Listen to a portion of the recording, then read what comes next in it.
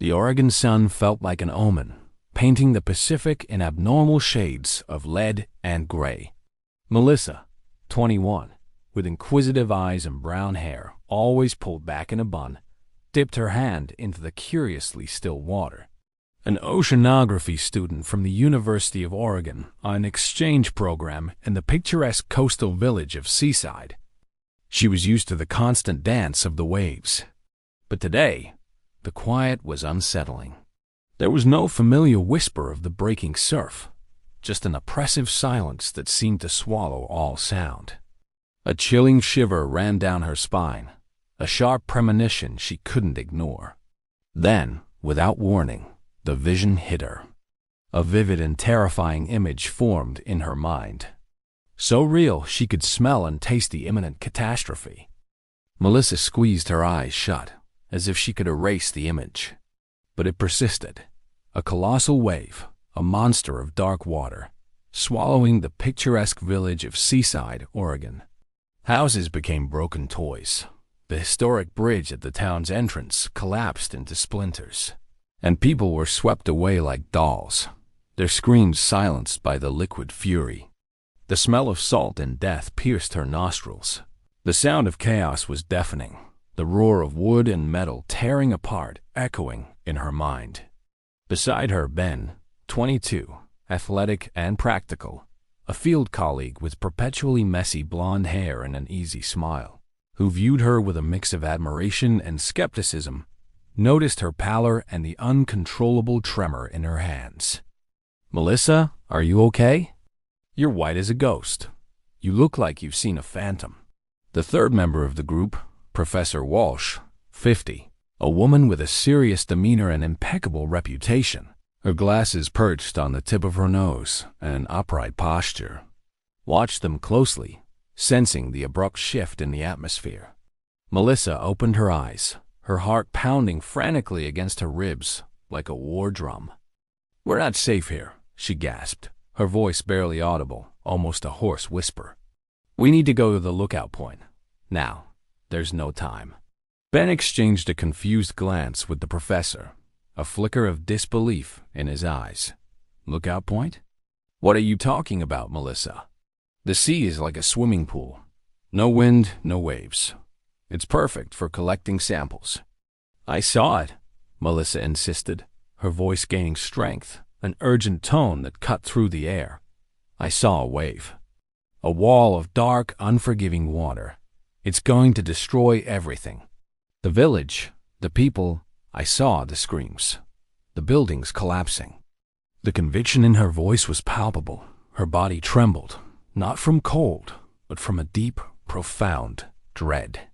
Professor Walsh, though naturally skeptical and accustomed to her students' sometimes exaggerated enthusiasm, perceived a genuine desperation and almost supernatural certainty in Melissa's eyes.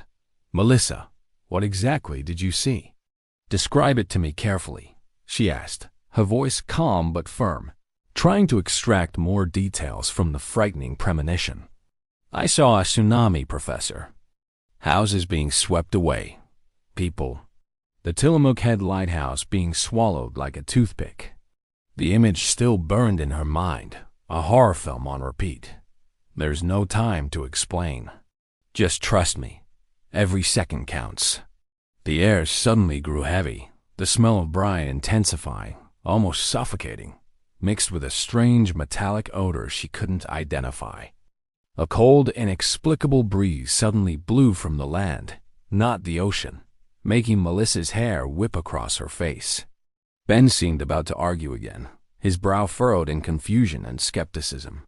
But Professor Walsh made a quick decision, trusting the intuition she had developed over years of study and the inexplicable urgency in a student-esque gaze. "All right, let's go to the lookout point. Better safe than sorry. Grab the essential equipment and let's go." The decision was made, but doubt hung in the air, a silent premonition accompanying every step. The race to the lookout point, an elevated spot a few miles from the coast, nestled among the dense pine forests, began, each step a dizzying mix of hope and fear. The climb was arduous and silent. Only the sound of their hurried footsteps and the furious beating of their own hearts filled the dense forest air. The tall pine trees rose like shadowy sentinels, their needles swaying lightly with the wind that had begun to blow. The sky, once merely gray, darkened dramatically, and the cold breeze from the land transformed into an icy wind that lashed their hair and made dry leaves rustle under their feet. Melissa felt every cell in her body scream, pure adrenaline pumping through her veins. The premonition never left her. Every turn of the dirt path, every gnarled root in the way, every tree with its knotty branches seemed like a vivid and terrifying reminder of what awaited them below. She looked back every few seconds, her neck aching from turning, expecting to see the monster emerge from the horizon. Ben and Professor Walsh, though they didn't speak, showed increasing tension in their faces, their eyes scanning the landscape with a newfound anxiety. The silence of the coastal village was almost more frightening than the sound of the ocean. There were no seagull cries, no gentle sound of waves breaking on the sand, no distant hum of cars or voices. Just a quiet, heavy, and premonitory. Suddenly, a distant guttural roar echoed, a deep, grave sound that made the ground vibrate beneath their feet, transmitting a strange tremor through the soles of their sneakers. It was a sound that seemed to come from the very center of the earth. "What was that?" Ben asked, his voice tense and hoarse, looking back, his eyes wide with astonishment.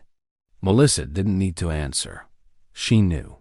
The roar intensified, transforming into a continuous thunder, a deafening crescendo, the sound of something immense and untamable approaching with terrifying speed. The smell of salt and dampness became oppressive, now mixed with the strange odor of wet earth and debris. They reached the lookout point, a rustic but robust wooden observation platform, seconds before. The panorama of Seaside Village stretched out below them, a postcard about to be torn. And then it appeared. A wall of dark, foamy water, taller than the rooftops of the houses, more imposing than the tallest buildings, advanced with terrifying speed, like a monstrous, ravenous liquid beast. The silence that had preceded the wave was broken by a deafening, cataclysmic crash as it collided with the coast. The village, once picturesque and peaceful, was swallowed in an instant, disintegrating into debris, uprooted trees, and a turbid vortex of water. Ben's and Professor Walsh's cries of shock were lost in the sound of the disaster, in nature's uncontrollable fury. Melissa watched, paralyzed, tears streaming down her face, mixing with the dust and spray that reached them even at that distance. They had escaped, but the sight of the destruction was as real and painful as her premonition, etched forever in her memory. In the days that followed, Seaside was a ghost of what it had been. The smell of mold and sewage hung in the air, mixed with persistent salt and the nauseating odor of decay. Reconstruction was slow and painful, and the community was in shock, not just from material loss, but from the loss of lives and a sense of security. Melissa, Ben, and Professor Walsh, sheltered in a temporary support center set up in Astoria, a nearby city that had been less affected, felt the weight of the tragedy on their shoulders. Gratitude for having survived was overshadowed by a sense of guilt and a growing premonition that the story was not yet over. It was Ben who noticed first. He, who had once been skeptical and prone to jokes, now looked at Melissa with startled respect and a seriousness he had never before shown. "It happened again," he said one night, his voice low and filled with a suppressed fear, as they watched local news reports about the tsunami victims. Mrs. Henderson, the old lady who lived near the pier, drowned in the bathtub. The doctor said it was an accident, a sudden illness, but she survived the tsunami. Remember her, the one who was helping dig up belongings? Melissa felt an icy shiver run down her spine. Drowning? But she wasn't injured. She didn't inhale water at the time. Professor Walsh approached, her expression somber, her brow furrowed in deep concern. "And Mr. Miller, the fisherman." died from electrocution while trying to connect a makeshift generator. Even with all the safety warnings about wet wiring, he was an experienced, cautious man. She sighed, rubbing her temples. It's as if the water itself left something behind, a curse, an invisible mark. Suspicion began to spread through the community like a silent virus. Strange deaths, bizarre accidents that defied logic and probability began to occur among the tsunami survivors. These weren't direct injuries from the wave, but seemingly mundane events that ended in fatality. A fall from a newly constructed scaffolding that resulted in a fatal skull fracture, an inexplicable choking on a piece of bread that suffocated the victim, a simple cut on a finger that became virulently infected and led to sepsis in a matter of hours. Each incident, however mundane it seemed at first glance, was a nail in the coffin of normalcy and hope. It was as if the wave, instead of sweeping everyone away at once, had left behind a spectral presence, an invisible executioner, to collect its tribute later in a more subtle and cruel way. Melissa felt increasingly isolated. The tsunami premonition now seemed merely the first act of a dark and inevitable play. She began to observe the survivors with a feverish intensity, searching for patterns, signs, anything that could link these unexpected deaths.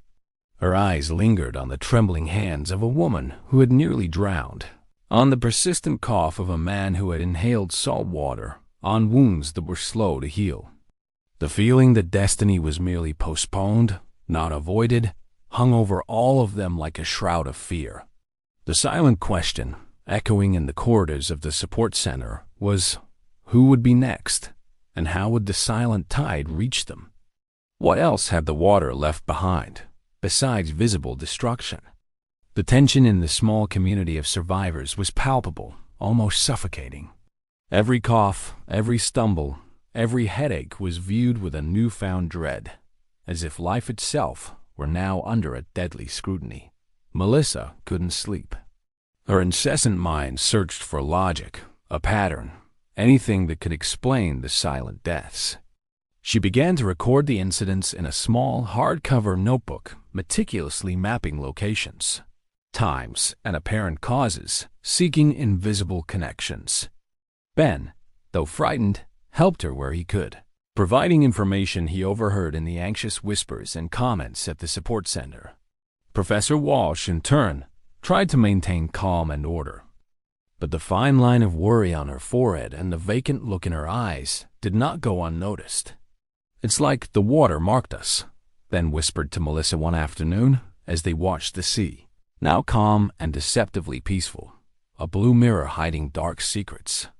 "It let us go, but it didn't forget us. It's a slow, cruel revenge." Melissa nodded, her eyes fixed on the horizon line. "It's more than that. It's as if the water changed something in us, made us more vulnerable, or maybe ... it followed us. A part of it is in each of us, waiting for the right moment." A smell of brine, more intense than usual, suddenly filled the air, even kilometers from the coast and on a windless day. It was a sweetish, almost nauseating smell, different from the fresh, salty scent of the ocean. She felt her eyes sting and a slight dizziness, as if the air was becoming dense and heavy. It was another subtle trap, one of the silent deaths manifesting itself. One of the survivors, Mrs. Albright, an elderly woman with white hair who had lost her home and husband in the tsunami, was sitting a few meters away from them, knitting a shawl. Suddenly, she clutched her throat, her eyes wide with panic, her face turning red, then purplish. She couldn't breathe, her body trembling violently. Ben and Melissa rushed to help her. Professor Walsh, who was a little further away talking to a paramedic, ran towards them with a look of dread. "She's choking. She can't breathe." Ben exclaimed, his voice full of despair, attempting the Heimlich maneuver, but it seemed to have no effect.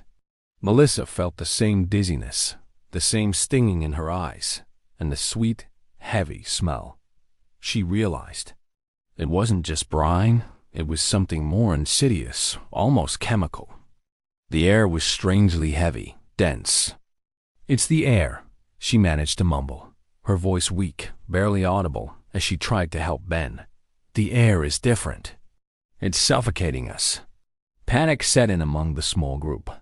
Mrs. Albright collapsed, her lips turning bluish. Quickly, Professor Walsh instructed Ben to take her to a more ventilated area, away from that strange-smelling cloud. It could be some chemical residue from the contaminated water that evaporated. Professor Walsh conjectured, trying to stay calm, but Melissa knew it was more than that. It was another of the silent deaths, an invisible and treacherous trap, a form of suffocation that would leave no obvious traces. Mrs. Albright slowly recovered, coughing and gasping for air. But the incident reinforced the feeling that the danger had not passed with the wave. It was an invisible, cunning enemy, adapting, finding new ways to attack, slowly, stealthily, collecting its price. Melissa began to have horrible nightmares. Not of the tsunami itself, the colossal wave that swallowed Seaside, but of silent drownings in unlikely places, of inexplicable falls from safe heights, of electrocution in innocent baths, and of sudden fires with no apparent cause. She saw the faces of the survivors, each with a translucent veil of water, a dark, cold shadow in their eyes, as if life itself were draining from them. Each morning, she woke up exhausted, the sheets damp with cold sweat, and rushed to check the local news and the support center's bulletins, fearing to find another name on the growing list of fatal accidents. Fear was a constant presence, a knot in her stomach. One day, as she walked through the ruins of the beach, observing what remained of her field experiment site, now just a tangle of debris and quicksand, her eyes were drawn to something unusual. Among the slippery, moss-covered rocks and decaying seaweed, something shone faintly.